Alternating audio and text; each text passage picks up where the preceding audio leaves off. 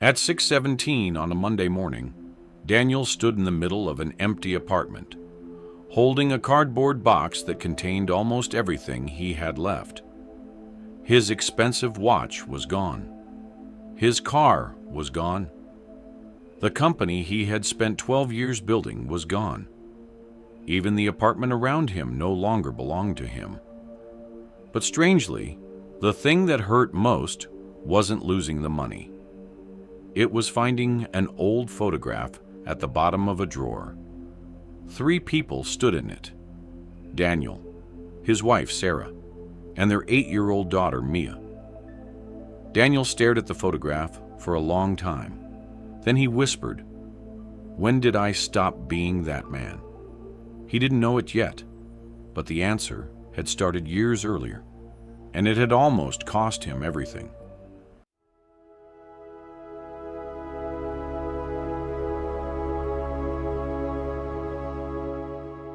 Daniel was 32 when he got his first major promotion. He wasn't the smartest person in the office. He wasn't the most talented either. But he had something his manager admired. He was relentless. Daniel arrived before everyone else. He stayed after everyone left. He answered emails during dinner. He took calls on weekends. And whenever someone asked him what he was working toward, he always gave the same answer: freedom. He wanted a bigger house, a better car, more money in the bank, the ability to give his family everything they wanted. And more than anything, he wanted to prove that he had made something of himself. At first, his ambition seemed harmless. His salary increased. Then came the promotion, then another. Soon, Daniel was earning more money than he had ever imagined. He bought a larger house, then a newer car. He started wearing expensive watches. His colleagues congratulated him. His friends admired him. From the outside, Daniel's life looked better every year. The first real warning came on a Tuesday afternoon. Mia had a school performance. Daniel had promised he would be there. He even put it on his calendar. But that afternoon, his biggest client called. There was a problem with a major account. Daniel looked at the clock again. "Just one more thing," he said. He would leave as soon as he fixed it. Across town, the lights in the school auditorium dimmed. Children walked onto the stage. Parents lifted their phones. Mia looked toward the entrance. Daniel wasn't there. After the performance, Sarah sent him a message. Mia kept looking at the door. Daniel read it in the back seat of his car. He stared at the screen for several seconds. Then, he locked his phone. For a moment, guilt appeared. Then, another email arrived. His biggest client needed something urgently. Daniel put his phone down. "I'll make it up to her," he told himself. He didn't realize it then, but that sentence would become a habit. "I'll make it up to her. Next weekend, next birthday, after this project, after the promotion, after things calm down." But things never calmed down. There was always another deadline, another target, another opportunity. And Daniel always believed the next achievement would finally give him permission to slow down. At home, Sarah began to notice something Daniel refused to see. He was always physically somewhere else. Even when he was sitting in the room, his mind was at work. Eventually, Sarah stopped asking when he would be home. While Daniel was chasing the next promotion, Mia was growing up. She stopped waiting by the window when he came home. She stopped asking him to watch her school projects. She learned to solve problems without calling him. Daniel called it independence. He didn't realize it was distance. Then finally, the promotion Daniel had spent years chasing arrived. He was becoming a senior executive. His salary nearly doubled. His name appeared in business magazines. People who had once ignored him now wanted to know him. That night, Daniel came home later than usual. Sarah had prepared a small dinner to celebrate. She had even bought his favorite dessert. But by the time Daniel arrived, the food was cold. Sarah was already asleep. Daniel sat down alone. For the first time in years, the silence bothered him. He looked at the second chair, then at the dessert Sarah had bought for him. He picked up his phone. He almost called her. Instead, he put it back down. The strange thing was, Sarah wasn't angry anymore. She had stopped complaining, stopped arguing, stopped asking Daniel to choose between work and family. Daniel thought the arguments had finally ended. He didn't understand that something else had ended first. The next morning, Sarah said something Daniel had never heard from her before. "I don't want to fight with you anymore." Daniel looked up. "What do you mean?" Sarah looked at him for a long moment. "I'm tired of waiting for the version of you who keeps saying he'll come back." Daniel didn't understand. "I'm right here." Sarah shook her head. "No, Daniel. You're here physically. That's different." Before Daniel could answer, his phone rang. He looked at the screen. Work. Sarah saw his eyes move toward it. She smiled sadly. "You should get that." Daniel hesitated. Then he answered. "Hello?" Sarah nodded once. She walked out of the room. Daniel watched her leave, while the voice on the phone explained another problem that suddenly seemed very important. After that morning, Daniel told himself he would talk to Sarah that evening. But evening became tomorrow. Tomorrow became next week. And before Daniel realized it, avoiding the conversation had become easier than having it. Mia stopped asking when her father would be home. She stopped sending him pictures from school. She stopped waiting for his opinion before making decisions, and Daniel barely noticed. By 38, Daniel had become exactly what he once dreamed of becoming. Executive title, expensive home, expensive car, money in the bank, respect from people who barely knew him. That photograph had been sitting on his desk for years. Daniel had seen it hundreds of times. But that evening, something about it felt different. His phone rang. This time, it wasn't work. It was Mia. Daniel smiled. "Hey, sweetheart." There was a pause. Then Mia said, "Dad, can I ask you something?"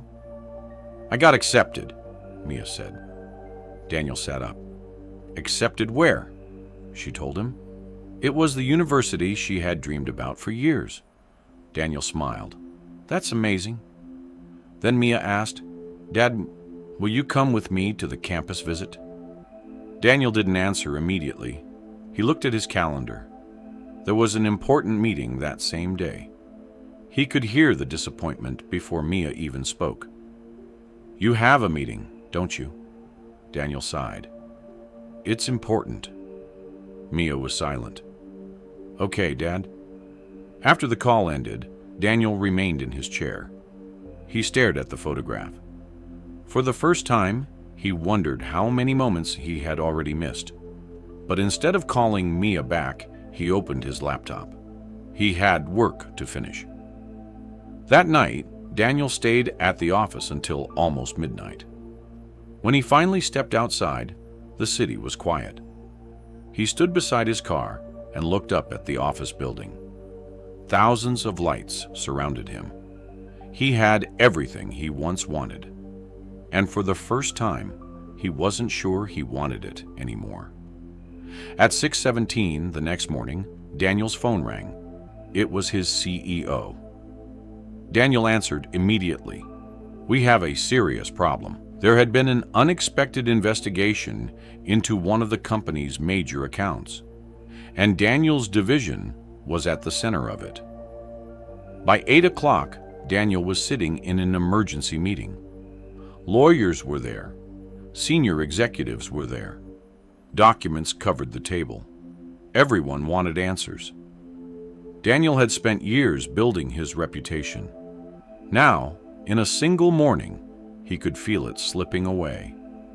For weeks, Daniel worked longer hours than ever. He told himself that if he could fix the problem, everything would return to normal. But the investigation kept growing. Then came the announcement. Daniel was being placed on temporary leave. Daniel carried the box through the office lobby. People looked at him. Some looked away. Others whispered. A few offered sympathetic smiles. The man who had once walked through that building, like he owned the future, was suddenly carrying his life in a cardboard box. His car was still waiting outside. His house was still waiting for him. His expensive watch was still on his wrist. But something had changed. For the first time, Daniel understood how quickly a life built around achievement could become fragile. When Daniel finally returned home, he expected relief. Instead, the house felt strangely unfamiliar. Sarah was sitting quietly in the living room. She looked at the box in his hands. She didn't ask what happened. She already knew. Daniel finally sat down. They put me on leave. Sarah nodded. Daniel stared at the floor. I don't know what happens next. Sarah looked at him for a long moment. Maybe that's the first honest thing you've said in a long time. Then Daniel's phone vibrated. It was Mia. She had received her university acceptance. Orientation was in 3 weeks. She wanted to know if her father would finally have time to help her move. 3 weeks. Daniel looked at the calendar. For once, there was nowhere he had to be. No meeting, no presentation, no client. He had more free time than he had experienced in years. And that was when Daniel discovered something uncomfortable. He had spent years trying to buy time. But now that he finally had it, he didn't know what to do with it. The next morning, Daniel woke up before sunrise. For years, his alarm had been the first sound he heard. This time, there was no meeting, no flight, no presentation, no reason to rush. He lay there staring at the ceiling, listening to the quiet. He eventually walked into the kitchen. Sarah was already there. Daniel poured himself coffee. For a few seconds, neither of them said anything. Then Sarah asked, "What are you doing today?" Daniel opened his mouth to answer, then stopped. "I don't know," he said. Sarah looked at him. It was perhaps the first time in 20 years that Daniel genuinely didn't have a plan. That afternoon, Mia came home from school. Daniel was sitting in the living room. She stopped when she saw him. Not because she was surprised he was there, because she wasn't used to seeing him there. Daniel stood up. "How was school?" Mia shrugged. "Fine." He nodded. Then he remembered. "Your campus visit is coming up, right?" Mia looked at him. "You remembered?" Daniel smiled. "Of course I remembered." Mia nodded. But neither of them mentioned that he had forgotten almost everything else. 3 days later, Daniel drove Mia to the campus. No assistant, no driver, no business calls, just the two of them in the car. At first, the silence felt awkward. Then Mia started talking. About her classes, about the university, about the friends she had made. Daniel listened, really listened. And for the first time, he realized how much of his daughter's life he had never bothered to know. His phone vibrated. Daniel glanced down. A former colleague needed him. He looked at the message. Then he turned the phone face down. Mia noticed. Daniel looked at his daughter. "You were saying?" Mia smiled and continued talking. Daniel listened. It was a small moment, almost nothing. But for Daniel, it was the first moment in years when being present felt more valuable than being important. After the drive, Daniel and Mia walked across the campus together. Mia pointed out the library. She showed him the student center. She talked about the classes she wanted to take. Daniel realized he had never seen her this excited about her future, and he wondered how many moments like this he had missed. They eventually sat on a bench beneath a large tree. Mia was quiet for a moment. Then she asked, "Dad, why weren't you around so much when I was younger?" Daniel looked at his daughter. He could have given her the usual answer. "I was working hard for our family." But this time, he didn't. "I thought making money was the same thing as taking care of you." Mia looked down at her hands. "I know you worked hard," she said. "I just wanted you to be there sometimes." Daniel felt the words hit harder than any business meeting ever had, because there was nothing he could buy to fix what he had missed. They walked back toward the car without saying much. Daniel didn't try to defend himself. He didn't promise to make everything perfect. He simply walked beside his daughter. And for once, he understood that being present didn't require a solution. When they returned home, Sarah noticed something different.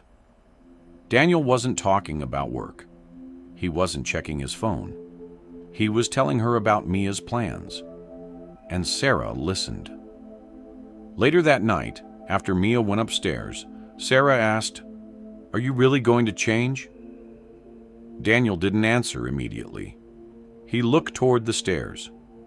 "I don't know," he said, "but I know I don't want to keep living the way I was." The next morning, Daniel received another call. His former company wanted him back. The investigation had taken a different direction. They offered him another senior position. More money, more responsibility, more prestige. Everything he had spent years chasing was suddenly available again. Daniel listened. The position would restore his reputation. His income would return. His old lifestyle could come back. For a moment, he felt the familiar excitement. Then he looked across the table at Sarah. Daniel finally said, "I'll think about it." He ended the call. Then he sat there quietly. The old Daniel would have said yes before the caller finished speaking. This Daniel needed to ask a different question first. That evening, Daniel sat alone in his study. The offer was still open. He could almost see his old life waiting for him. The office, the title, the money, the respect. But then another question came to him. If he accepted everything back, what would he have to give up again? Sarah eventually came into the room. Daniel told her about the offer. "What would you do?" he asked. Sarah smiled faintly. "It's not my decision." Daniel looked at her. "I know." "Then don't ask me what you should choose," she said. "Ask yourself what kind of life you want to live." Daniel remembered who he had been. The man who measured good days by how much money he made. The man who answered emails during dinner. The man who missed birthdays because a meeting ran late. The man who kept saying, "I'll make it up to you later." He remembered every promise. The vacation he kept postponing. The dinner he canceled. The weekend he spent in the office. The school events he couldn't attend. None of those moments had been expensive. That was the problem. They had simply required him to be there. The next morning, Daniel called the company. He didn't reject the offer. Not yet. Instead, he asked one question. "Can I work differently this time?" Daniel asked for something he would never have asked for before. Predictable working hours, protected family time, fewer unnecessary trips, time away from the phone. The company hesitated. Daniel expected them to say no. After several days of negotiation, they agreed. Daniel got the position back, but this time he didn't celebrate with champagne. He went home. He sat at the kitchen table and told Sarah. The old Daniel would have celebrated with something expensive. A new car, a new watch, a bigger house. This time, he did something different. He took Sarah and Mia out for dinner. That night, Daniel made himself a simple promise. He wasn't going to become a different man overnight. He was simply going to stop postponing the people he loved. Years passed. Daniel kept his position. He still worked hard. He still cared about doing good work. He still wanted to succeed. The difference was that success was no longer the only thing he was building. He started keeping promises. When Mia had an important school event, Daniel was there. When Sarah wanted a quiet weekend, he stopped looking for reasons to work. When life offered him a choice between being impressive and being present, he began choosing presence. Their dinners changed, too. Phones stayed away from the table. Conversations lasted longer. Sometimes they talked about important things. Sometimes they talked about absolutely nothing. Daniel learned that both were valuable. Then one day, Daniel realized Mia wasn't a little girl anymore. She had grown into a confident young woman. She had her own dreams, her own decisions, her own life. And Daniel was grateful he had finally learned to be part of it. After the ceremony, Daniel looked at the photograph they had taken. He thought about another version of his life, a version where he had kept chasing everything, a version where he might have been too busy to stand there. The thought frightened him. Daniel had learned something money had never taught him. Money could pay for Mia's education. It could buy a beautiful home. It could make life more comfortable. But it couldn't make a child feel remembered. It couldn't recreate a missed conversation, and it couldn't buy back an hour that had already passed. Years later, Daniel returned to the old office building. The lobby looked almost exactly the same. The elevators, the polished floors, the glass walls. But Daniel was different. He no longer needed the building to tell him who he was. A young employee recognized him. "Mr. Daniel?" Daniel turned. The young man smiled. "I want to become like you someday." Daniel smiled back, but this time his answer was different. "Don't become like me." The young employee looked confused. Daniel smiled. "Become successful, yes. Work hard, yes.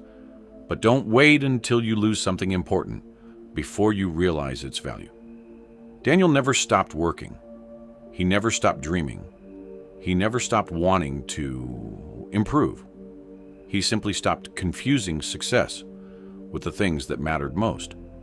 Because the greatest danger wasn't losing everything. It was gaining everything and discovering too late that the most important things were never for sale. Years later, Daniel would sometimes wake before everyone else. He would sit quietly by the window with a cup of coffee. The house would still be. The world would still be.